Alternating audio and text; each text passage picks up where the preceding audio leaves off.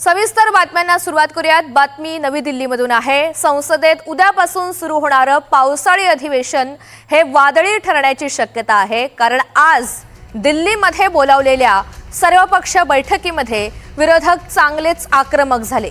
तृणमूलच्या फुटीर खासदारांना बैठकीला बोलावल्यामुळे विरोधक संतापले आणि ही बैठक सोडून निघून गेले होते, पण सर्व खासदार पुन्हा बैठकीला परतले।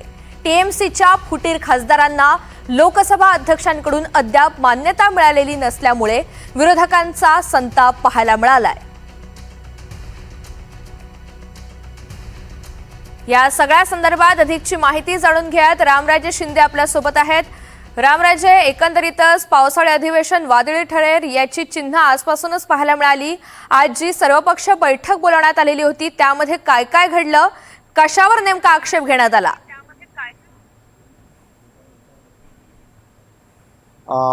बिलकुल सगळ्यात महत्त्वाचा आक्षेप म्हणजे की जे एनसीपीआय पक्षाला इन्व्हिटेशन दिलं या सर्वपक्षीय बैठकीला, त्यावरून आक्षेप होता।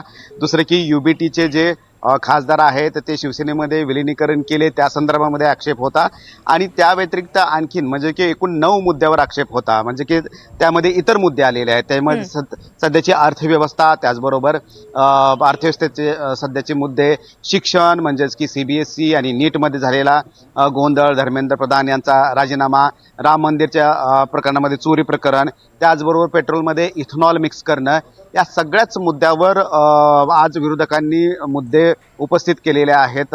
या सर्वपक्षीय बैठकीमध्ये सरकारने सांगितले आहे की सर्वांच्या शंकेचं निरसन केलं जाईल आणि सर्वांनाच या विषयावर जर चर्चा करायची असेल तर ते मुद्दे घेतले जातील। सोनम वांगचुक हे सुद्धा यांना ज्या पद्धतीनं उचलून हॉस्पिटलमध्ये भरती केले गेलेलं आहे त्यावर सुद्धा आक्षेप घेण्यात आलेला आहे। त्यामुळे विरोधकांनी एकूण 9 अजेंडा आणले होते, 9 मुद्दे आणले होते। ते मुद्दे सर्वपक्षीय बैठकीच्या समोर ठेवले, त्या अगोदर बायकॉट केला, पुन्हा गेले आणि हे मुद्दे ठेवलेले आहेत। आणि आता ही काही जे विरोधी पक्षाचे नेते आहेत ते सुद्धा बाहेर पडलेले आहेत बैठकीतून। त्यामुळं हे पावसाळी अधिवेशन जे आहे ते वादळी ठरणार आहे, उद्यापासून हे सुरू होणार आहे, यात शंका नाही। निश्चितच हेच मुद्दे विरोधकांकडून उद्यापासून अधिवेशनामध्ये सुद्धा मांडले जातील आणि त्याचीच कुठेतरी झलक आज पाहायला मिळाली। धन्यवाद सविस्तर माहितीसाठी।